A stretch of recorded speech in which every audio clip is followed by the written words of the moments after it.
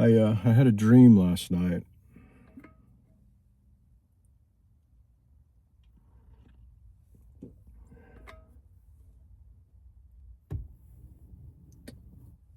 There are times when you have dreams, or you hear a story, or there's a passing comment, or you read something, and it kind of grabs your attention. You kind of like, oh, there's something here. There's more below the surface,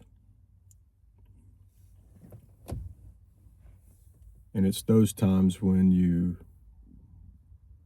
at least I try to write them down and remember, and kind of in a metaphorical way put them in a kind of a treasure chest,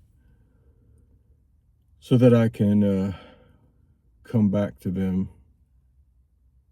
that I can ponder them, that I can hold them in my heart for a little while and kind of turn them over and think about them, contemplate them. Because I think in those times, those kinds of dreams and those kinds of experiences, whether it's a story or you hear a comment or you read something or however it may come to you, um, it's important to dig below the surface, to sit with it. And it's interesting lately, it's been happening more and more for me.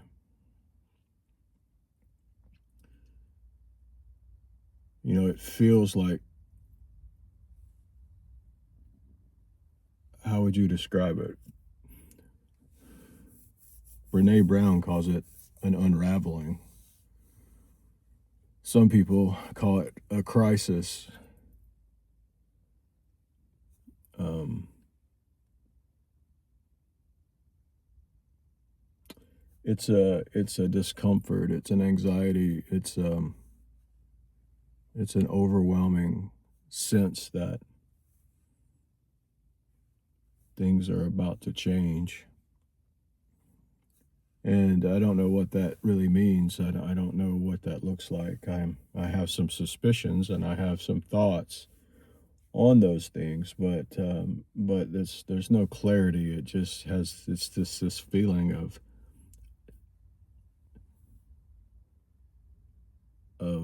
it's an unsettling, an unraveling, a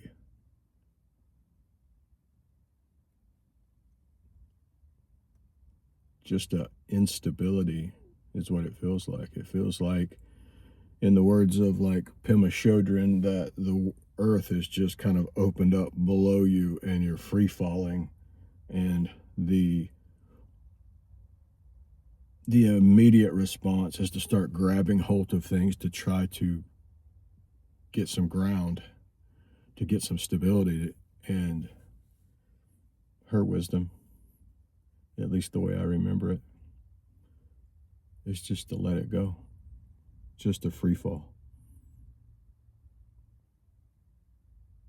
Don't get enamored with trying to grasp and hold on. Just let go. So that's the kind of mindset, that's the kind of feeling that I'm dealing with when I have these dreams or these intuitions or these things. When I'm listening to a book, like I have been with Martin Shaw's book, it's just packed full of these moments where I'm listening and I just stop and I'm like, oh, I need to make note of that. I need to ponder that. I need to hide that away in my heart, in my little treasure box, so that I can return to it.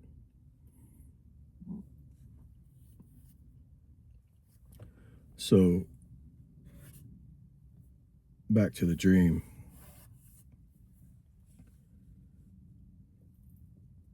So I'm in the dream.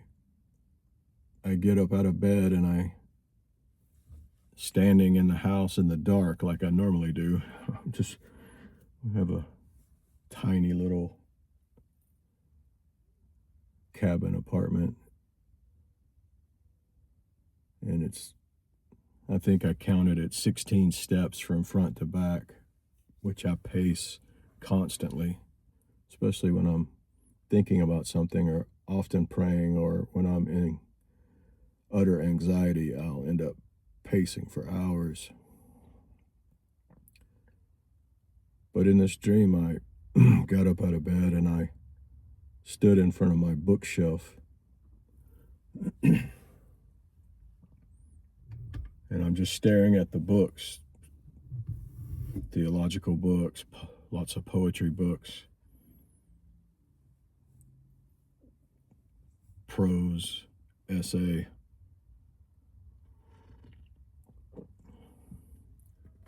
And I hear a voice as I'm staring at this bookshelf in the dark. There's this voice, and it says, they all need to go. Get rid of them all. Get rid of everything. And I wasn't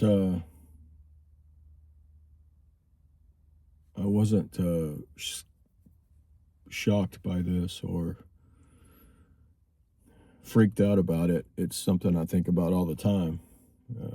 The benefits of what has been recently termed as minimalism. I think about the benefits and the pros and the cons and the things of minimalism and getting rid of your stuff, and what does it look like to have the essentials and the things that bring you immense joy, and getting rid of the rest of it. So this is not a new concept for me.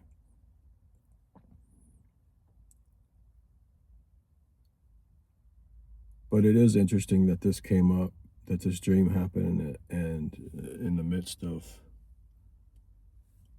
things that have been transpiring in my life and my wife's life in recent weeks.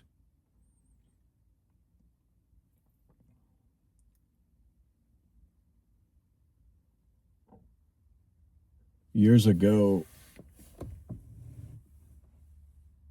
I lived on another mountain that was about 5 hours to the west. And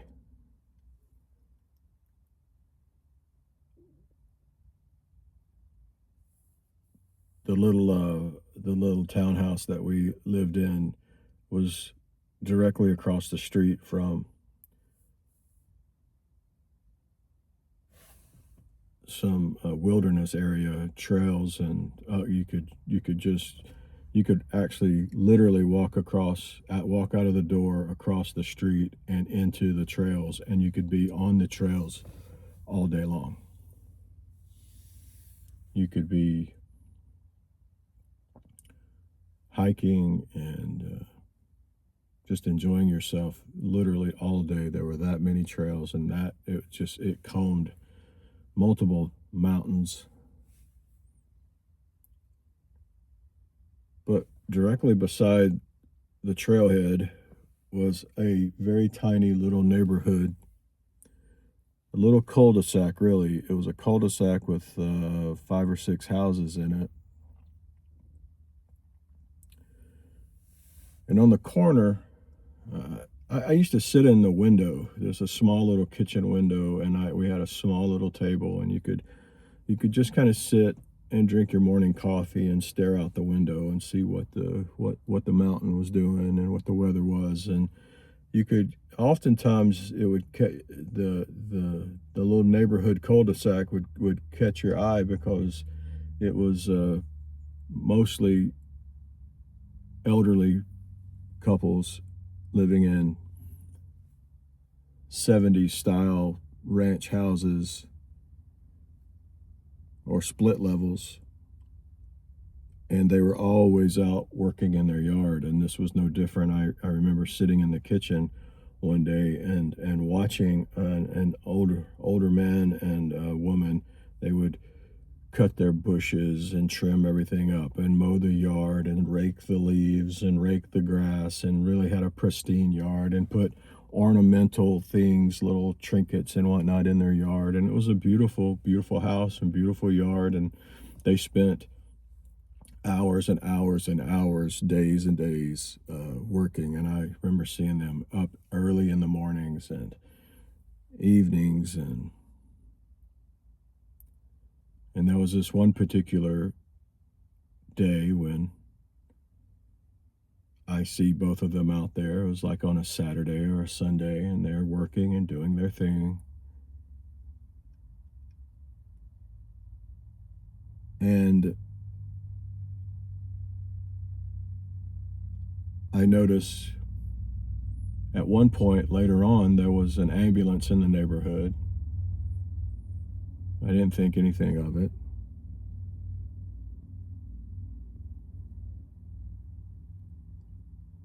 Then a few days later, I see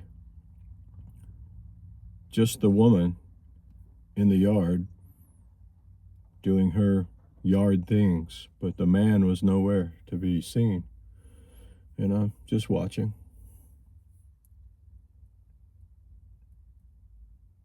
And then on Saturday, I'm back in the window, looking out the window, and I notice that the lady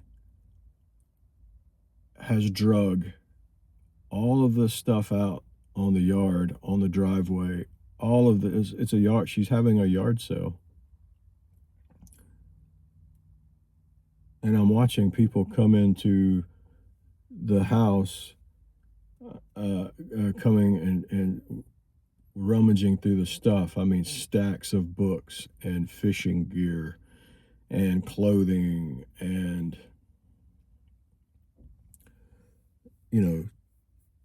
various trinkets and bits and bobs and all these things. I mean, it was just this massive amount of stuff.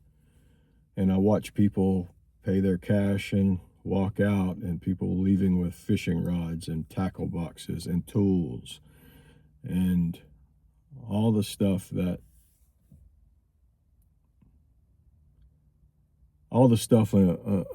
elderly city dweller who owned a house, who had been alive for 80 or 90 years might own. And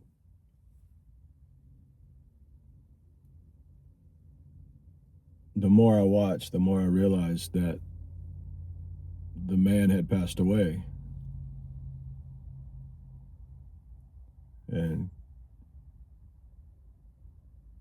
But what I thought was strange about the whole situation was that he had only died a week ago. It had only been a week, and from the time he died to the time that the old lady had his stuff on the lawn to get rid of was literally a week. And that's always stuck with me. It has always stuck with me since I've seen it. It has been like one of those things that have just like this splinter in your mind, like this rattling that you can't figure out what's going on. It's like, why do I keep remembering this? Why is this has such an impact? And it's one of those things where you just kind of, for years, I've mulled this over and thought about it and put it in a little treasure box and got it back out and thought about it. And with the dream I had last night about getting rid of stuff, it's kind of come up again. And, there's been times when I've thought about that story and that old man's stuff, getting rid of his stuff. And there's been times I've sat my wife down and I'm like, when I die,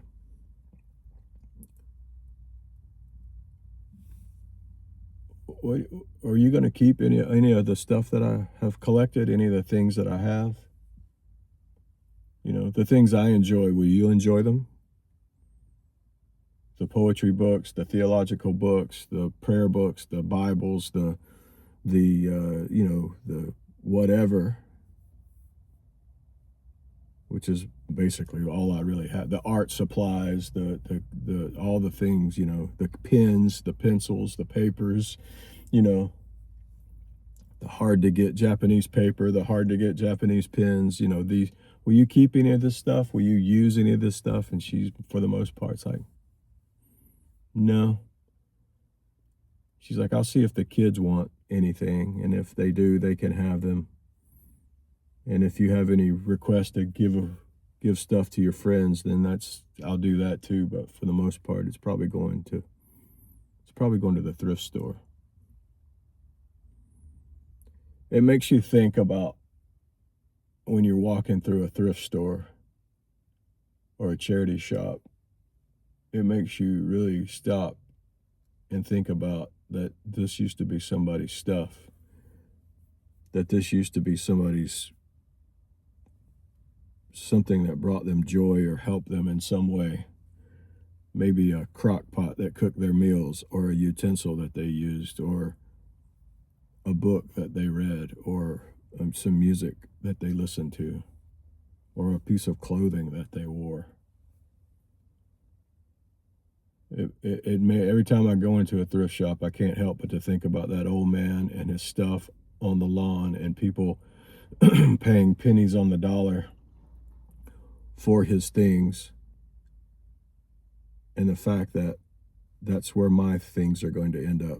There's going to be when I die, it may not be a week later, but there's going to be a time when my stuff will be scattered, and it'll end up, what's remaining will end up at a thrift store. So it makes me think about, like, what's important. Like, this dream makes me think, like, why am I holding on to all these things? It makes you also think about it makes me think about the mental exercise of, like, what are you going to grab if your house catches fire? Like, if you knew that you only had a few seconds, you saw your house on fire and you had to grab something, or grab some things and flee as fast as you could, what would you grab? What are the most precious things to you? And it's not to say that the other things are not important. The idea is to figure out what is most important. What do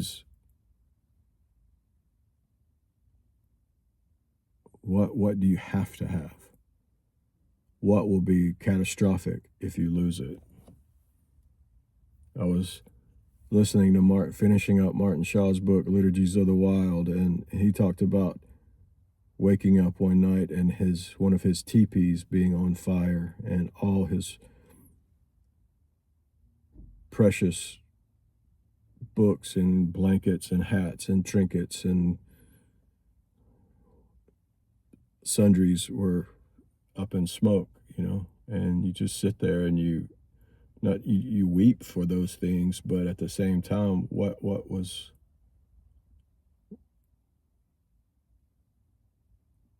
the most important thing you want to retrieve from that situation?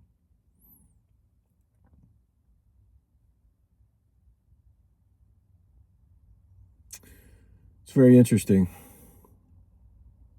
It's very interesting that we have these times, these moments of clarity, and you're trying to figure, I say clarity, you have these moments and you're trying to get clarity, you're trying to understand, like, what is this about? And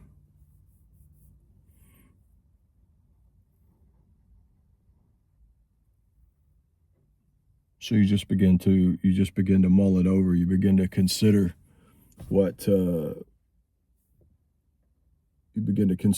going on. You know, you begin to consider what needs to happen, what might need to come to fruition. Anyway, I just wanted to share that. I've talked long enough. Pay attention to your dreams. Pay attention to when things leap off the page. Write it down, hide it away, ponder it.